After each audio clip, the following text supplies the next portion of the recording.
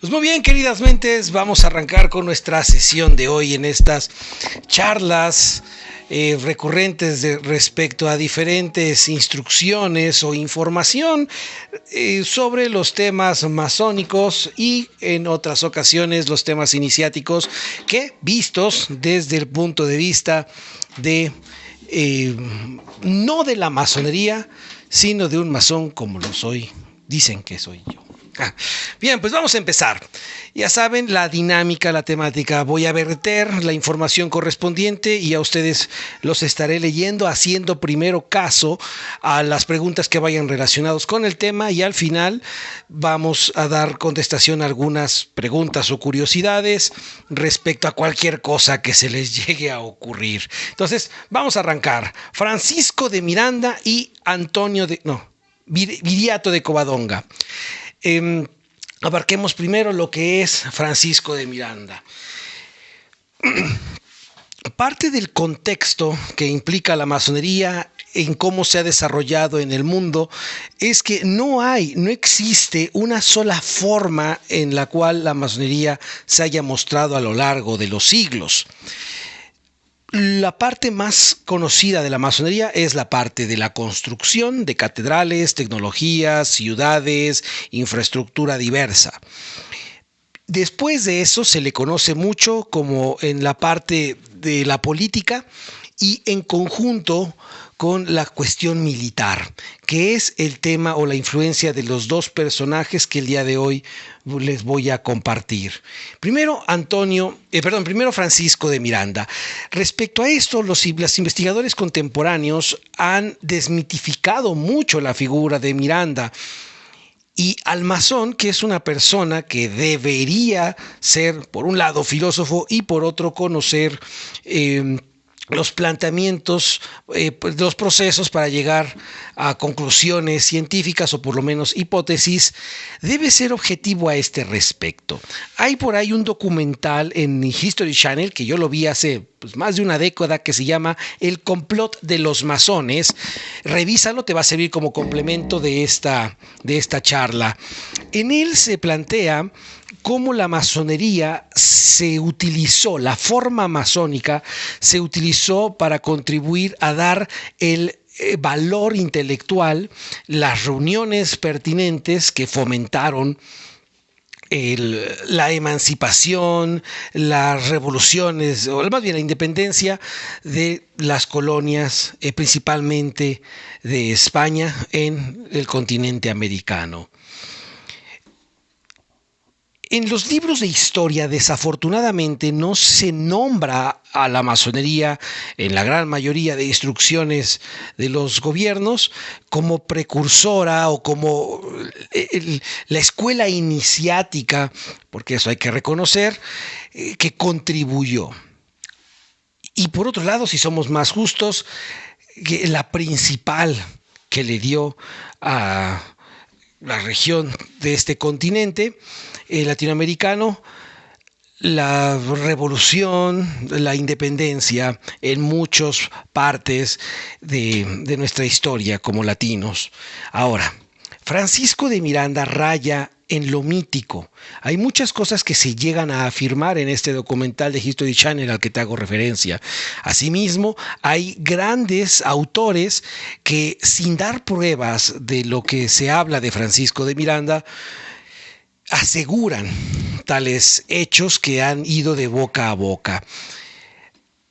Hay un autor muy conocido y de hecho los últimos intelectuales de este estudio masónico que dejan por lo menos la hipótesis, la conclusión de que no hay nada cierto respecto a la pertenencia de Francisco de Miranda a la masonería, pero sí es probable.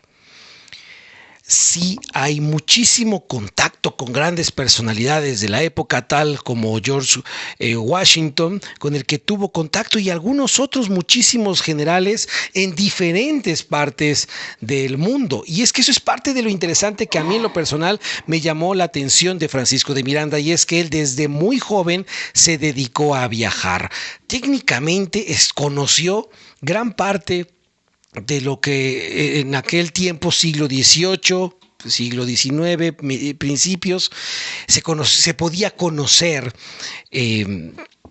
estamos hablando del continente europeo, Francia, Inglaterra, Italia, Oslo, que es Suecia, Suiza, obviamente Estados Unidos, estuvo en México, etcétera. Y ahí tuvo acceso a diferentes personas que fueron después o ya eran en aquel tiempo parte medular de la historia de los pueblos.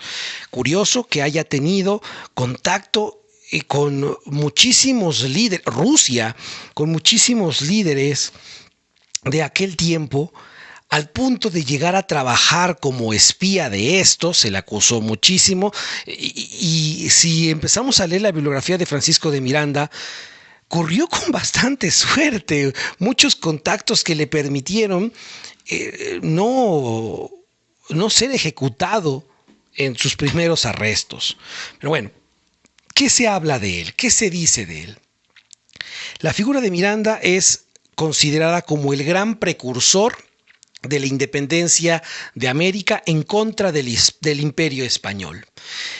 Tuvo muchísima influencia, patrocinio incluso. Era una persona que no provenía de un extracto social bajo, digamos, era medio alto. Su padre llegó a tener grandes posibilidades. El hijo de Miranda también llegó a ser, me parece que presidente del Banco de Venezuela. Él era de Caracas. Bueno, estuvo muy involucrado en distintas revueltas sociales e independencias, no nada más de las latinoamericanas. Fue universitario. No era, por eso decía que tenía mucho, su capacidad económica le dio la posibilidad de estudiar, que en aquel tiempo era muy caro, aparte de estar viajando por el mundo.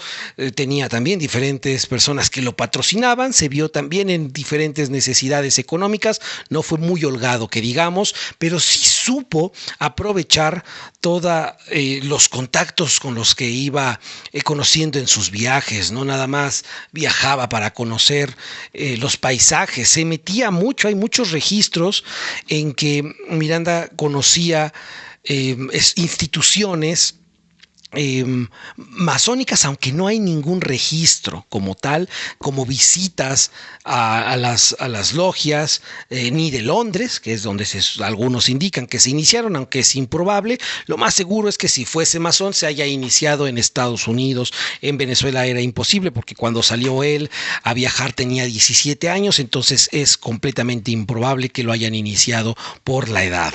Bueno, en aquel tiempo era más estricta esa situación. Él fundó parte del mito. No hay pruebas, repito, pero parte del mito indica que él fundó en Londres. Se encontraba su institución masónica, que después fue conocida como la Gran Logia, que le llamaban los Caballeros Racionales. Así se les llamaba a la logia que él fundó. Y a partir de ahí se empezó a dar como influencia otras logias que fueron fundadas en diferentes partes del mundo. De esto sí hay registro, que fueron conocidas como logias Lautaro o logias lautarinas. ¿Y por qué llevaron este nombre? Bueno, se llamaban así porque llevaban el nombre de un indio chileno que peleó bastante fuerte en contra del imperio. Bueno, al final lograron ganar, pero demostró demasiada inteligencia, valía, etcétera. Entonces las logias lautarinas hacen referencia a este guerrero chileno. Bueno, ¿qué sucede con las logias Lautaro? Y dentro de los diferentes puntos donde podemos estudiarlos, nos vamos a enfocar. En primera, la masonería tiene un papel importante y los masones tienen un papel importante, no toda la masonería, algunas logias, con los movimientos de una nación, los movimientos políticos, los movimientos militares, los movimientos sociales. Eso con el cabo del tiempo se fue perdiendo. por diferentes tipos de corrupciones. Una de esas tantas era que los masones, y de esto nos habla Christian Jack en un libro al que ya te he hecho referencia, Historia de la Masonería, no es cierto, Masonería, Historia e Iniciación, y también en el libro de José María Mateos, que te indiqué en el pasado en vivo que leyeras. Donde después los masones empezaron a dormir, empezaron a dejar de ser hombres proactivos, empezaron a echarle la flojera, la verdad. Entonces, después de ser motor como escuela iniciática de las naciones occidentales, esto sucedía principalmente en Occidente, empezaba a desaparecer la influencia. Importante, un pequeño paréntesis, todo pueblo de cualquier tipo tiene una escuela iniciática que contribuyó a movilizar su destino, su desarrollo. Todos. Cualquier tipo de pueblo tiene una escuela iniciática, un sacerdote, un dirigente que contribuye a colocar en el orden que la sociedad requiera, leyes, etcétera. Y la masonería, siendo una organización iniciática propia para Occidente, cumplió con, no la masonería, algunas logias masónicas, porque no hay que generalizar, porque ahorita vamos a abordar las logias que estuvieron en contra y que de la emancipación de las Américas. Entonces, muchas logias masónicas comandadas por criollos, de hecho, las logias lautarinas al principio empezaban a ingresar dentro de su perfil de candidatos, personas criollas con cierto estatus, con cierta capacidad intelectual, con sentido de patriotismo. Las logias lautarinas exigían para su ingreso estas características y muchas otras más que seguro tu curiosidad te va a llevar a buscar. Bueno, esta gran logia de los Caballeros Racionales, ¿y por qué se llama Caballeros Racionales? Que fue fundada en 1798.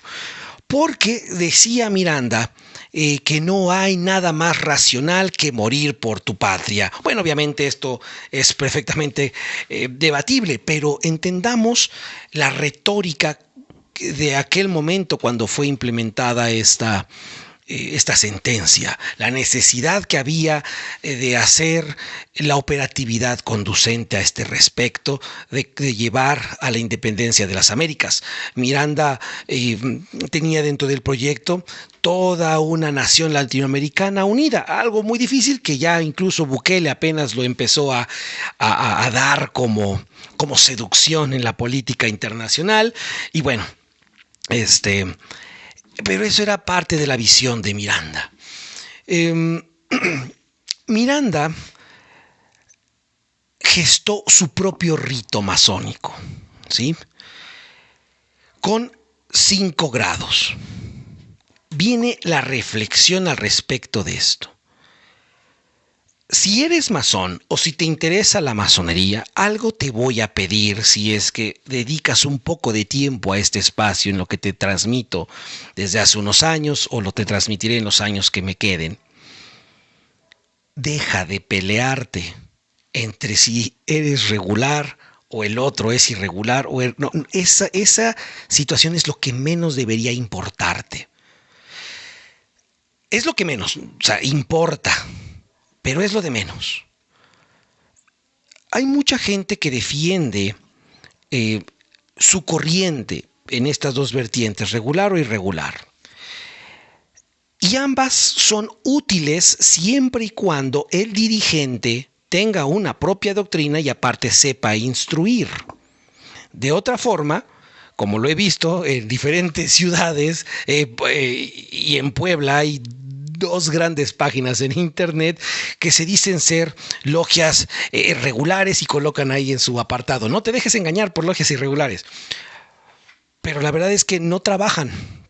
Lleva inactiva su página desde hace 2 años y cuando he visitado sus talleres siguen enfrascados en los mismos temas, sin avance realmente. De igual forma, hay organizaciones irregulares que son un desmadre. Entonces, eso es lo que menos importa. Lo que verdaderamente debes centrarte como masón o como futuro, si es que te interesa, es en la educación y la instrucción que se te está fomentando ahí. Eso es realmente lo importante. Incluso tampoco es importante el ritual. Bueno, ahorita vamos a ver eso. Pero tampoco es importante qué ritual se practique o qué rito se practique si es que el instructor sabe desmenuzarte la enseñanza que se encuentra velada en la liturgia. Bueno, si no hubiera sido porque prácticamente todas las logias que contribuyeron a la emancipación de las Américas de la colonia española, logias irregulares, no tendríamos independencia. ¿Sale? Primer punto. Unas determinadas logias masónicas estaban a favor en aquel tiempo, como, bueno, ya lo vamos a ver, más antes, como Albert Pike, que estaban a favor de la esclavitud, que estaban a favor de la trata de personas, que operaban con distintas cuestiones hoy perfectamente contraargumentables, debatibles, que en aquel tiempo era la norma, ¿sí? Evitemos juzgar a las personas de hace 300 o 1000 años atrás con los adelantos que hoy tenemos, siglo XXI. No seamos tan injustos a ese respecto. Aunque sí debemos aprender a cuestionar, porque la falta de esto no nos da claridad y repetimos errores contemporáneos. Entonces, Miranda vio la forma masónica, así como muchísimos otros masones. Aquí tenemos a Altamirano, tenemos a Díaz, tenemos a Juárez, a Simón Bolívar, José Martí, N cantidad de individuos que, empleando la forma masónica, la ritualística, el halo de misterio, reunieron a la gente influyente, importante, o que no era nadie, pero que tenía esa identidad o sentido patriótico para rebelarse y dejar el yugo de la corona. Entonces, sucede que piensen, ¿cuál es la causa por la que decidieron emplear rituales masónicos, modificarlos, entonces entramos a eso, para estructurar toda una instrucción, un adoctrinamiento? Y por favor, que no les espante las palabras. El adoctrinamiento tiene un significado contemporáneo despectivo, pero adoctrinar, que es una forma de educar, o de transmitir la educación más bien, que puede ser coercitiva, puede ser loable o puede ser corrupta, ¿sale? Entonces, se educaba o se adoctrinaba a la sociedad, a los criollos, a los pensadores de aquel tiempo que pensaban en la independencia. ¿Por qué utilizar la forma masónica y no solo reunirlos en asambleas? ¿Por qué fundar logias? ¿Por qué hacer organizaciones secretas? No es tan obvio como parece y decir solamente, es que el secretismo precisamente, porque hay que salvaguardar los secretos, lo que se trabaja ahí. Bueno, eso también lo puedes hacer en una reunión con una asamblea, también lo puedes hacer en una reunión intelectual, pero no. Se utilizó la forma masónica para tal efecto. Vayan viendo sus respuestas, vayan escribiendo sus respuestas y ahorita abordamos en eso. Modificación de rituales. Así como Miranda, Viurato de Covadonga o Antonio de Castro, Porfirio Díaz, Benito Juárez y cualquier otro revolucionario o embaucador contemporáneo modificaron las liturgias que se transmitían desde Europa o de Estados Unidos. Y en México y Latinoamérica había dos grandes influencias en aquel tiempo: las logias escocesas o las logias yorquinas. Y aquí sucede algo muy interesante. Las logias escocesas los rituales escoceses tuvieron mucha influencia de Francia en esta cuestión de la libertad, igualdad, fraternidad, instrucciones masónicas progresivas, independientes, el uso del razonamiento como principal factor en contra del teocentrismo, etcétera. De tal forma que en México hubo un suceso muy curioso. Aparte de que las influencias yorquinas y escoceses funcionaron como partidos políticos en vertientes liberales y conservadoras en cada uno. Yorquinos liberales, escoceses conservadores. Pero esto no pudo haber sido posible, y es algo que debemos entender los masones hoy día, si las liturgias no se hubiesen modificado por hombres que, entendiendo que debían modificarse acorde a cultura, acorde a contexto, acorde a pensamiento político, acorde a visión de nación, las liturgias no tengan miedo, tengan conocimiento en modificarlas, en hacer agregados, en quitar. Porque ¿de qué nos sirve que tengamos aquí en México un ritual del rito escocés o del rito York, pero que tenga connotaciones propias inglesas o americanas o franceses? Sencillamente no sería tan útil a como si se hablase en un lenguaje propio para México, propio para Chile, propio para cualquier nación.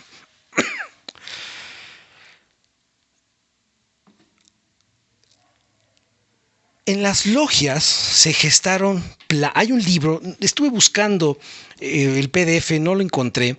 Hay un mexicano hace 5 o 6 años que hizo una investigación en toda la República Mexicana y consultó los libros de actas. Y en los libros de actas de esa obra, la semana, si me acuerdo, cómo se llama, te lo paso por algún contenido en TikTok. Y entonces haciendo anotaciones, revelando lo que el libro de actas de 1700 y tantos decía, lo vierte en el libro.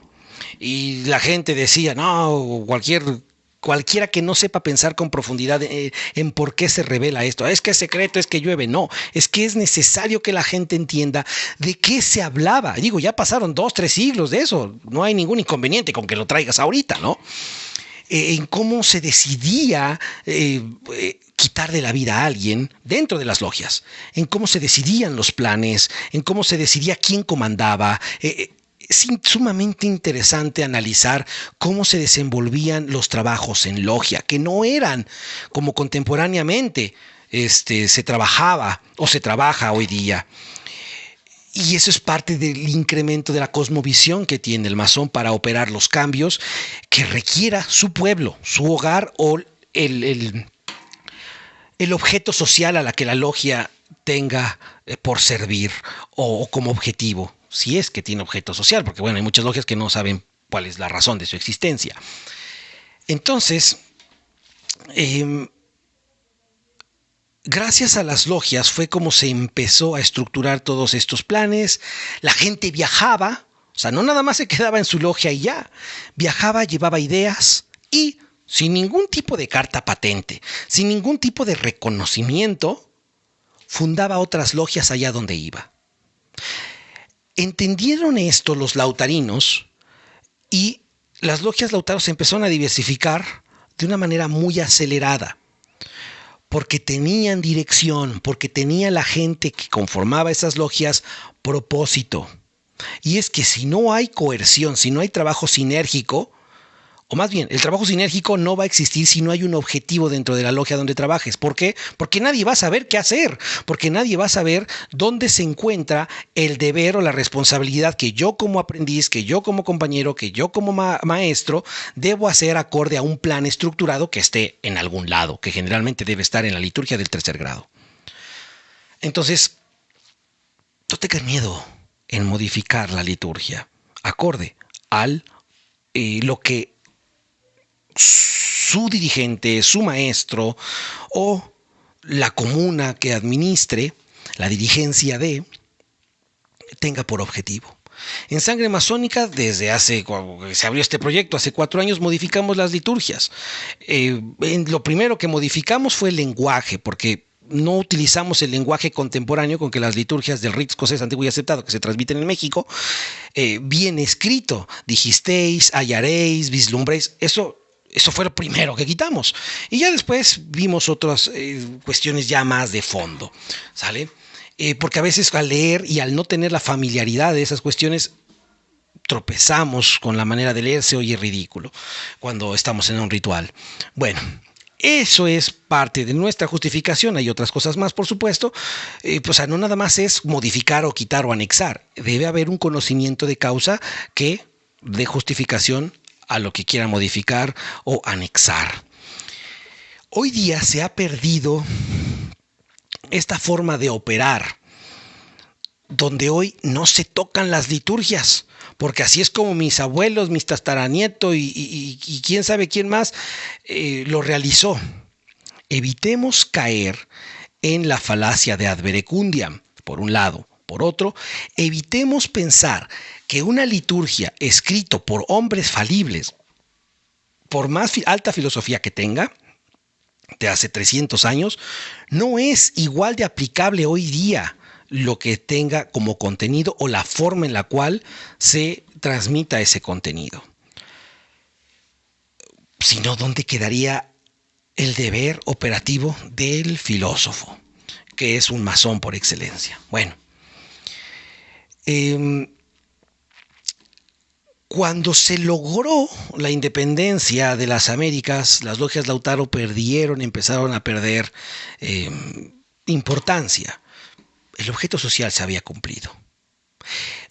También hubo muchísimas separaciones, muchísimas peleas. Miranda se peleó con Simón Bolívar. Simón Bolívar ya le quería dar cuello. Al final no le dio cuello porque, bueno, dialogaron y hubo por ahí unas traiciones por ahí. Que esto, de analizando la historia, también les permite entender que los masones son hombres que les gana la animosidad, que también pueden matar a sus hermanos de logia. Ya hablaremos, por ejemplo, de este nicaragüense, ¿cómo se llama? Grado 14, ¿cómo se llama? Ahorita me acuerdo. Pero bueno, entonces,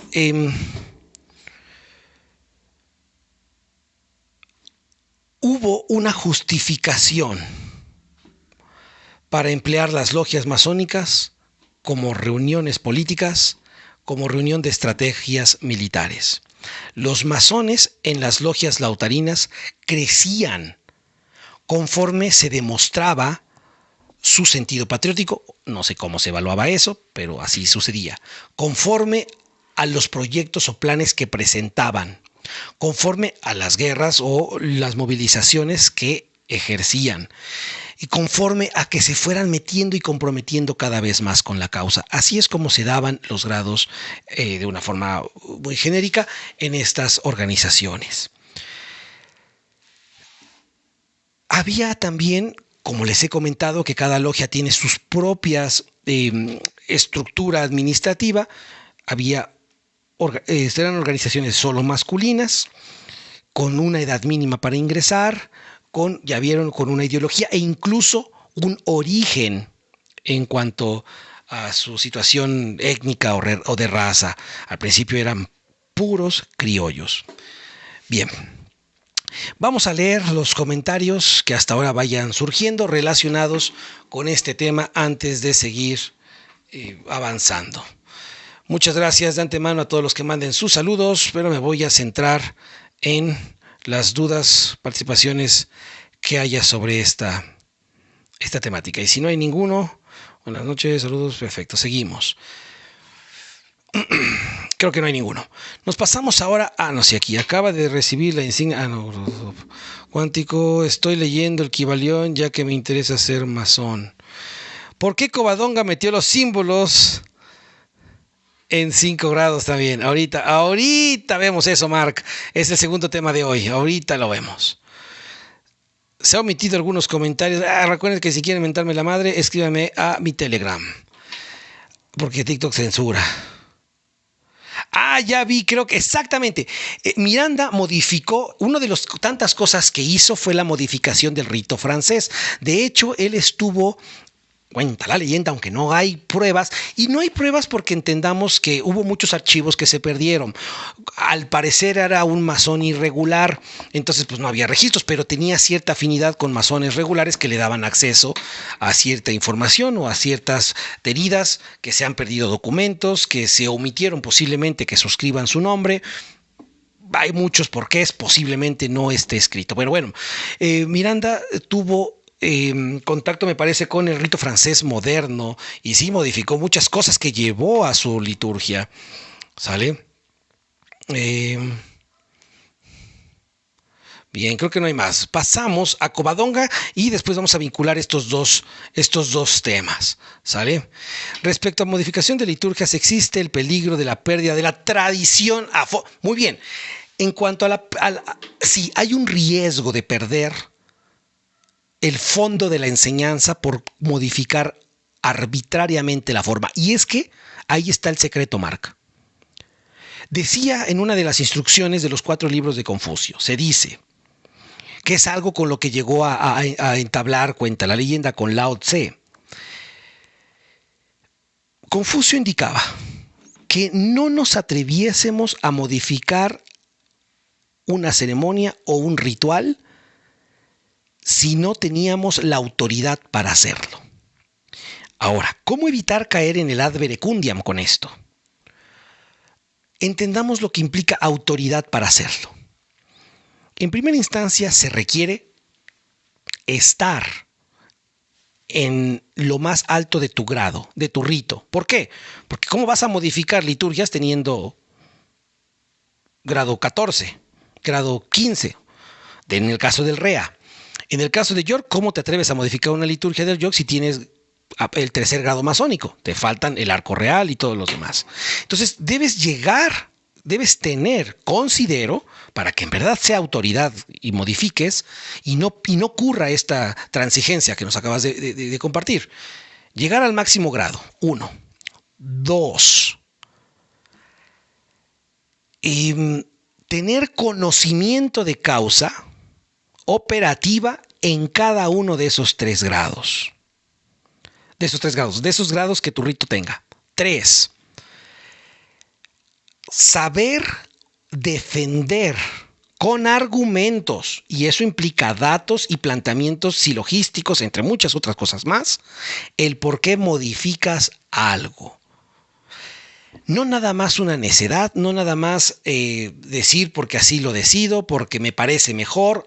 No, debemos saber argumentar la razón por la cual modificamos. 4.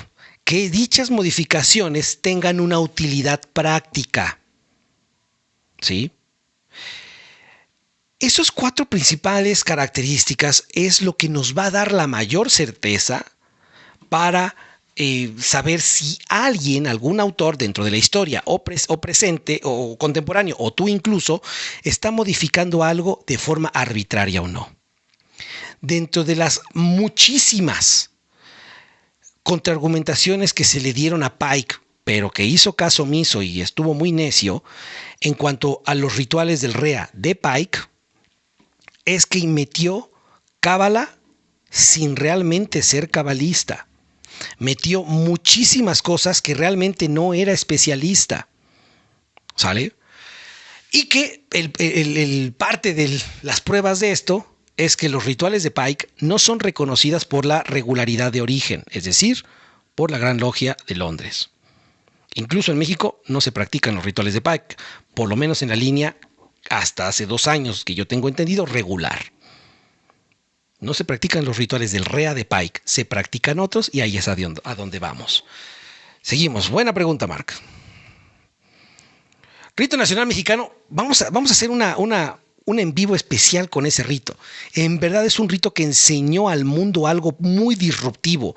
Considero que incluso más que lo que hizo Miranda, que lo que hizo Covadonga. Digamos que son como antecedentes para entender qué sucede con el Rito Nacional Mexicano.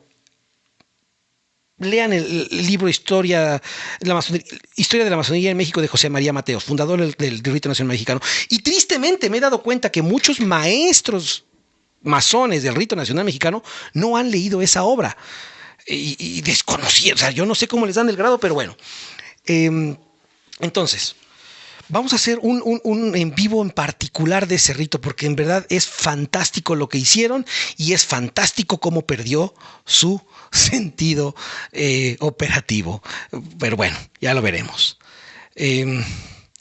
Seguimos, dice, pregunta, en mi logia preferimos meter la liturgia del REA de 1829, que son las liturgias de España y Francia. Muy bien, Mark. Bien. ¿Qué nos está enseñando Mark? Hay grandes cantidades de ritos escocés antiguo y aceptado. Grandes cantidades de variantes en logias. De variantes ritualísticos. Incluso, de forma más purista, en ciertos lugares no se les conoce como rito escocés antiguo y aceptado, indáguenlo, sino se conoce como rito antiguo y aceptado. ¿Por qué escocés no? Porque es una mentada de madre para los escoceses llamarlo así. Indaguen por qué o que los instruyan en su logia la razón. Seguimos. Entonces, Mark nos indica, nosotros preferimos del 1820, sus razones tendrá, no tiene por qué decírnoslas, si no lo cree prudente. Y así, pero fíjate qué interesante es Mark cuando nos indica, decidimos estos rituales. Quiere decir que Mark por lo menos conoce mínimo dos variantes del REA, o por lo menos sus dirigentes. El moderno, la de editorial Herbasa, digamos, en México, y en este caso la de 1829. Y eso es interesante. ¿Por qué escogiste 1829? ¿Por qué algo no te pareció de las modificaciones que se hicieron después o previas? Y eso no tiene nada de erróneo.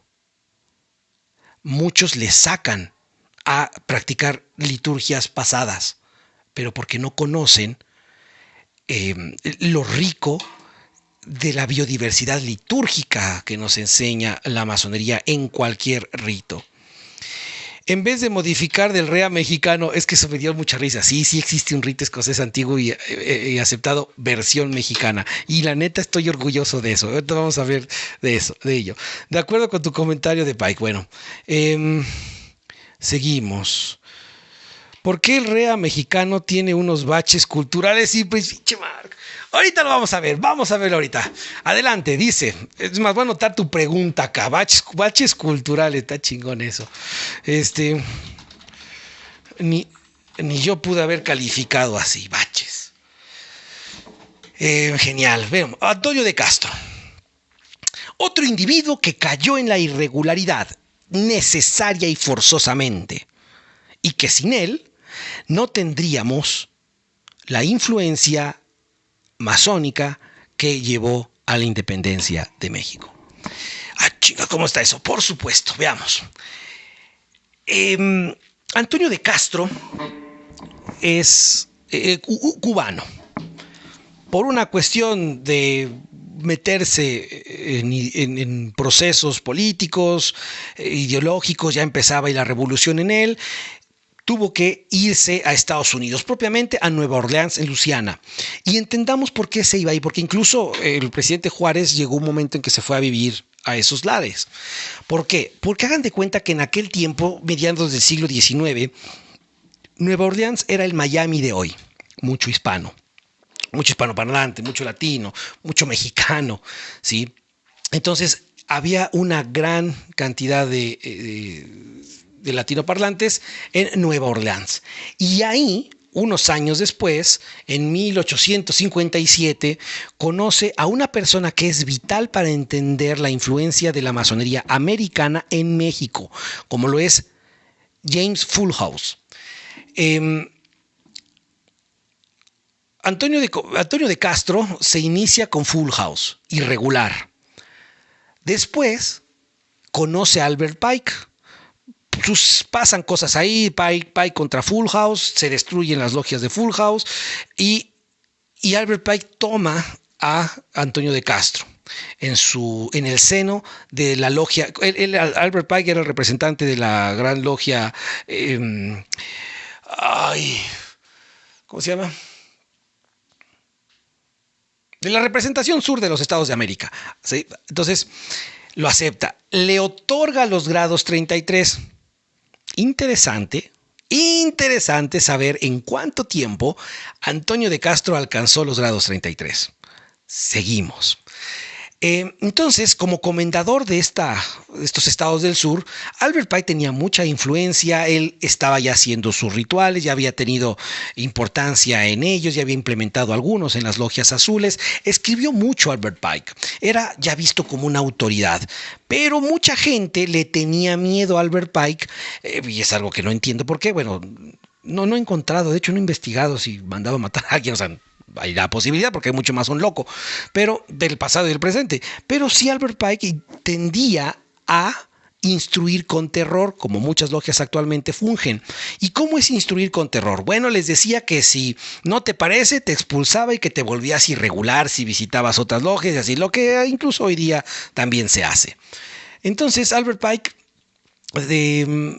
tendía a tener ese tipo de prácticas. Y Albert Pike era el señor Albert Pike y muchos no lo cuestionaban por ese aspecto. Dentro de los pocos que llegaban a darse un tiro era Mackie. ¿Sí? Mackie después, como dato curioso, cuando estructuró los landmarks de Mackie, Albert Pike le dice: oye, ¿qué te pasa, cabrón? ¿De dónde sacaste eso? ¿Te lo inventaste? ¿De dónde, cabrón? Porque Albert Pike sabía que eran inventados, güey. Pero Mackie, creo que fue de Mackie la gran mancha entre los intelectuales masónicos investigadores de su vida como masón, porque bueno, Mackie tiene también grandes obras, hizo muchísima doctrina para la masonería, pero sí, los landmarks son reconocidos como su más grande mancha.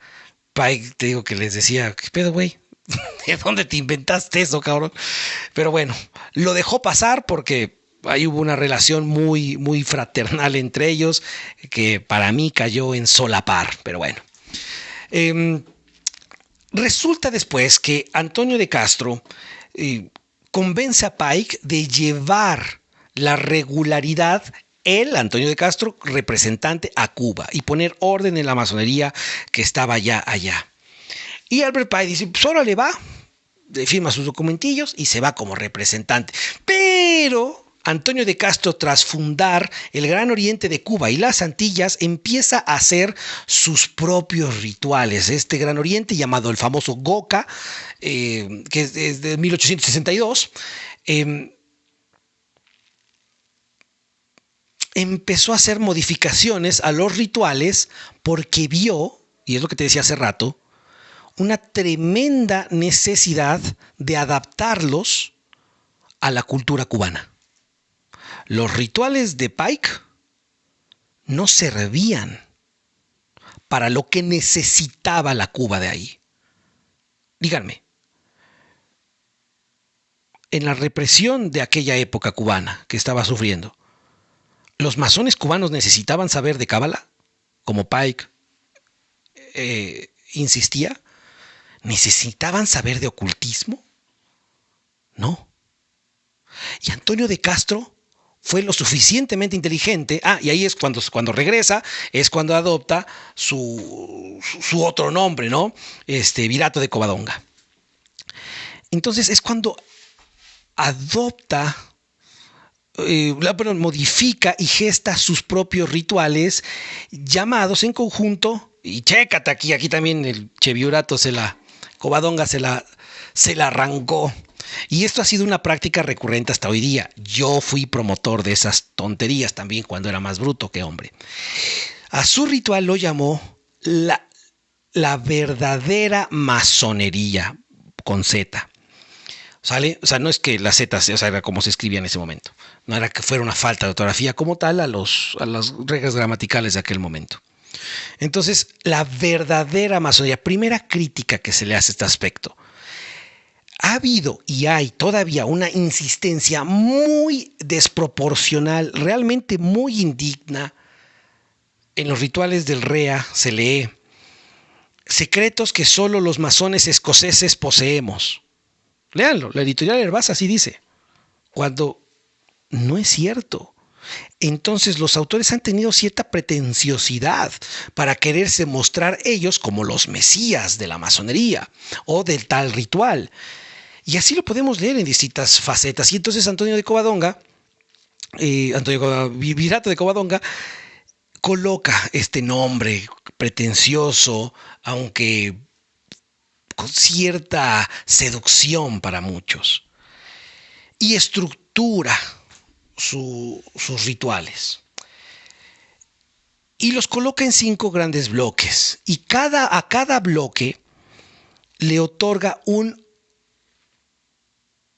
objetivo social. A cada bloque. Empiezas primero pensándote tú, pensando tus valores, la ética, etc. Y así vas escalando a cuestionar al gobierno, el empleo de la razón. Se empiezan a leer las primeras grandes diferencias entre los rituales de la verdadera masonería del Goka contra los rituales escoceses, a los cuales Covadonga calificaba como irracionales. Fíjate, caón. Fíjate. ¡Qué valor! Porque todavía Covadonga, sin ser nadie todavía para ese momento, se atrevió a decir que los rituales escoceses, de la línea también francesas, no es cierto, la línea francesa no, los rituales nada más escoceses y el York también, por sí, también lo dicen el York, son irracionales porque están vinculados a la iglesia, porque fomentan el estudio o la aceptación de la inmortalidad del alma y porque fomentan la creencia en Dios. ¿Cómo la ves?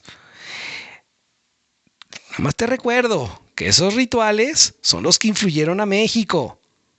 Ahorita vemos, pinche historia de la vida real está interesante, versión masónica. Cuando Covadonga hizo esto, ya se estaba estructurado en aquel momento en el sistema inglés los 3 grados, el arco real. Ya había habido una lucha terrible por sustituir el mito noaquita por el mito de Hiram Aviv. Ah, ¿no sabías? Disculpa, te acabo de decir que fue un invento el mito de Hiram Aviv. Un invento sumamente filosófico, por supuesto. ¿Sale? Pero no siempre se enseñaba que el mito de Hiram Aviv era esto es llueve. No, cabrón, está en internet, búscalo, léete, cómprate libros en Amazon, ya te he dicho cuáles.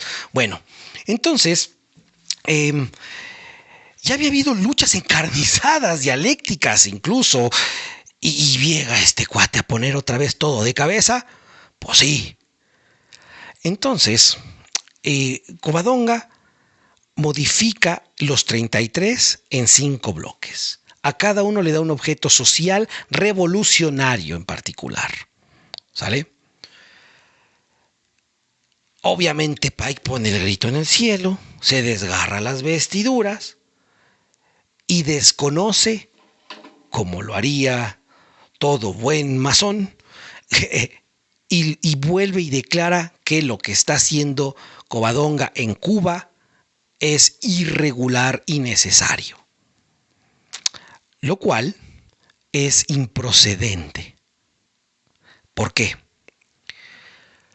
Porque los rituales masónicos se han sabido, está esto desde el estudio de los antiguos documentos masónicos, que tenemos un podcast en nuestro canal de YouTube, o lo puedes descargar en cualquier buscador, pon antiguos documentos masónicos, viene con la revisión de la Gran Logia de Londres y por supuesto en compañía con la Gran Logia de Chile. Entonces no te estoy inventando nada, Y cada logia de Estrasburgo, de Edimburgo, Bolonia, tenía sus propios rituales, tenía su propia idiosincrasia. Es mentira, y dejen de transmitir o de comprarse la idea de que la masonería era una, nunca lo ha sido. ¿Sí? Mucho menos ahorita que hay más ego que antes, donde incluso se ha involucionado en las normas de 1500. Estudien los estatutos de Estrasburgo. Ha habido involuciones en la contemporaneidad, ¿sale? Bueno, en cómo enseñar. Entonces, tachan de irregular ¿cómo se llama este chavo? A Covadonga, ¿sí? Por supuesto. Pero a este, ¿sabes? ¿Creías que le interesaba? Por supuesto que no, porque antes que todo estaba su deber. Hay errores en su deber, hay tergiversaciones y cosas muy pocas irracionales, pero se atrevió a equivocarse, se atrevió a hacer y no nada más vio la problemática y se andaba quejando como nena, vio la problemática y operó una solución. ¿Sale? Y él, repito, al llegar no era nadie, pero confiaba en sí mismo, tenía activo, y esto no se lo enseñó la masonería como tal, no, esto no se lo enseñó Albert Pike como tal, esto ya lo traía. Y la masonería aquí sí, como concepto espiritual, digamos, si nos ponemos metafísicos, le hizo terminar de reconocer su deber para con su pueblo, para con su nación. El punto es que si hubiera ido con la forma regular a modo americana, no hubiera logrado lo que logró, ni en Cuba, ni por supuesto en México. ¿Sale? Hay una idealización que Covadonga transmite en su verdadera masonería, que al día de hoy sigue persistiendo desafortunadamente en muchos masones. Él dice, la masonería es la escuela más acabada de la educación. Eso no es cierto. ¿Sale? No es cierto. Y después, si quieren, lo estructuramos, pero empiecen a gestar una propia dialéctica o en sus logias lleven este tema, ¿no? ¿Por qué la masonería no es la escuela más acabada de la educación, tal como decía Covadonga? Y dicen muchos que es la organización perfecta o más grande que ha tenido. No es cierto, ¿sale? Pero bueno, evitemos idealizar, evitemos vender o transmitir ideas sofistas. Y que él representaba el liderazgo, así lo dicen sus liturgias, él representaba el liderazgo para combatir la falsa masonería escocesa, bíblica, religiosa y los falsos rituales del escocismo. Después, más adelante, también le tiró lo suyo a los de York. Pero bueno, o sea, el pinche Viorato arrasaba parejo, ¿no? Bueno, él enseñaba que a los masones escoceses y yorquinos, porque tenía una corriente más francesa, por supuesto, una inclinación, se les oprimía al creer en Dios, pensamiento contemporáneo de muchos masones, y en la inmortalidad del alma. Esa palabra de oprimir, pues sí es muy aventada por parte de Covadonga, pero bueno.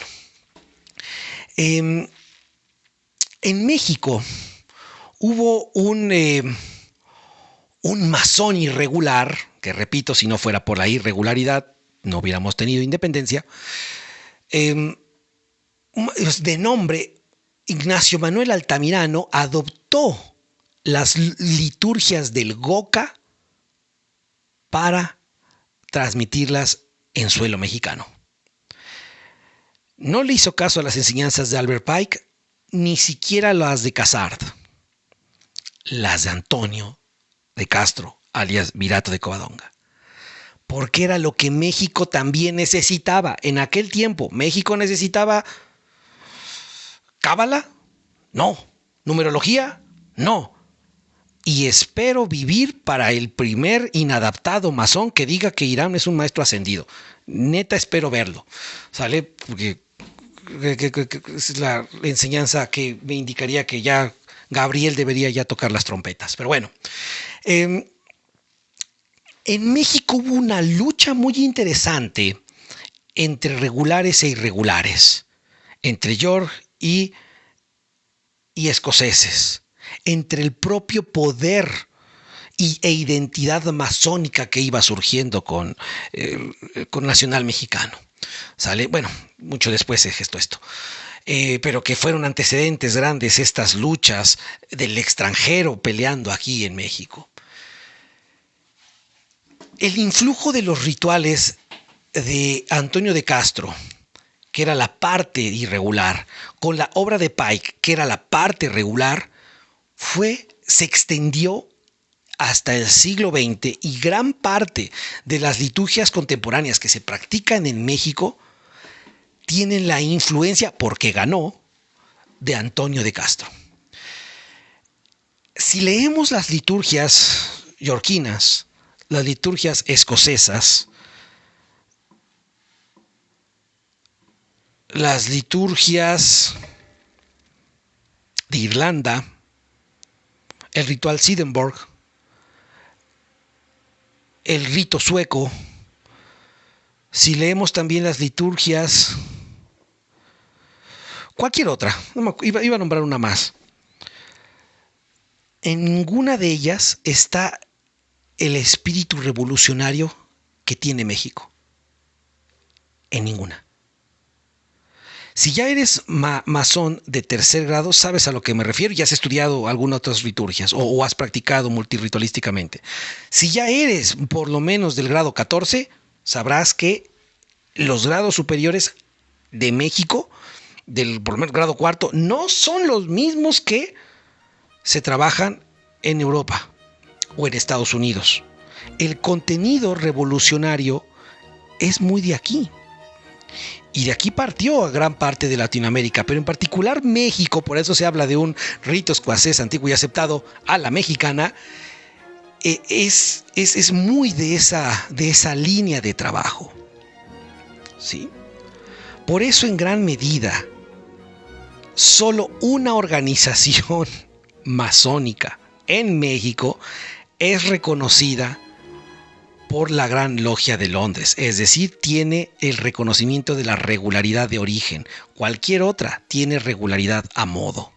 Debo hacer una aclaración, y es que al momento de grabar el en vivo, por la velocidad en la que me puse a hablar, después recapacitando, me estaba dando cuenta que había dicho un disparate. En la página oficial de la Gran Logia de Londres, de donde emana la regularidad de origen y la única que en realidad debería importar masónicamente hablando, en dado caso de que te interese esa vertiente, que es ugle.org.uk. Te dejo el enlace en YouTube en el mismo minuto donde aparece esta intervención.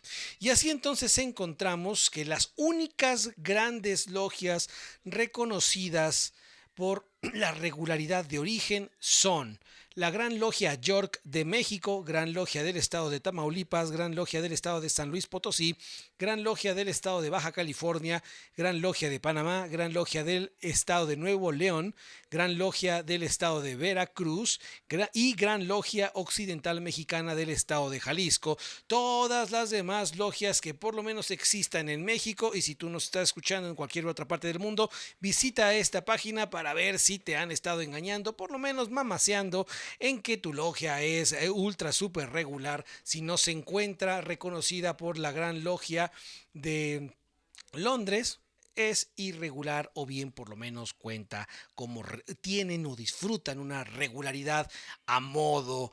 Si a mí me interesara seguir la vertiente regular, sangre masónica, tendría que buscar el reconocimiento de la Gran Logia de Londres. Si no, ¿para qué lo hago? Si no estoy de acuerdo con parte de sus lineamientos, si no me van a contribuir a darme doctrina e enseñanza, ¿para qué lo hago? Y dejo de andar mamaseando que me encuentro en estatus regular, cuando eso es a todas luces mentira desde el punto de vista ortodoxo. Los dejo con el audio original de este podcast que se transmitió en vivo en la plataforma TikTok. Hasta luego, mentes. Y si no me creen, ya tengo un contenido, ya lo pueden ir a checar en nuestra página de YouTube, Masonería Operativa, donde si quieres ver si tu logia tiene regularidad a modo o regularidad de origen, ve al registro de las grandes logias, el de la página oficial de la Gran Logia de Londres. Bueno, iba a decir más, pero luego ponen a chillar. Seguimos.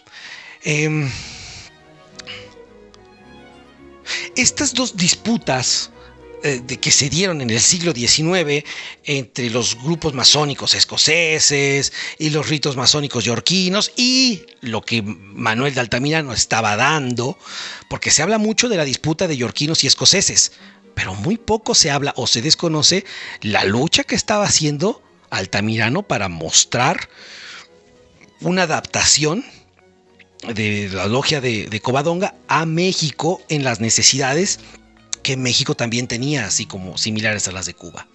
Bueno, obviamente, pues los dos bandos, principalmente el de York, pues grito en el cielo, Albert Pike estaba que se cagaba por dentro, sí, bueno, muchas cosas que no gustaron. Pero al final imperó un sincretismo de los tres, en nuestro...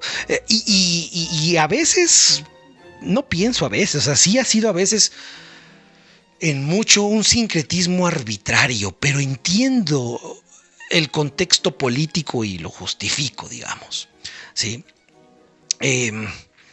Hubo una fusión, hubo un trabajo que hizo Ignacio Manuel Altamirano como militar, como político y también como masón, contribuyendo a la identidad nacional que los mexicanos que se inclinaban por el desarrollo de la masonería necesitaban y que incluso hoy día me atrevo a decir que se requiere recuperar, ¿sí?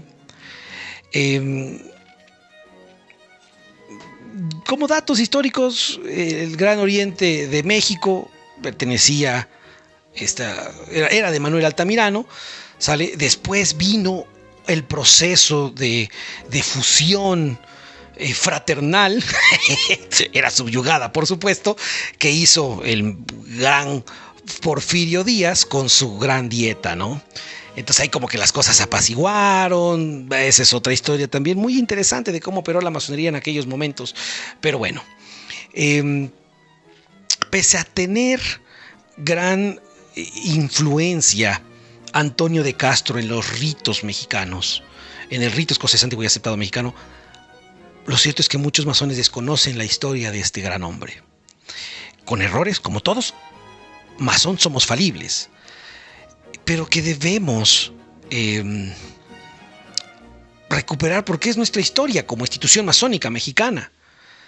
Y que tanto Altamirano, como Miranda, como Castro, como los 9 fundadores del Rito Nacional Mexicano, optaron por la irregularidad para algo más trascendente. El Rito Nacional Mexicano después reculó de la irregularidad y se volvió lo que lucharon combatir, pero no así Miranda, ni tampoco Antonio de Castro. La regularidad era lo que menos les interesaba.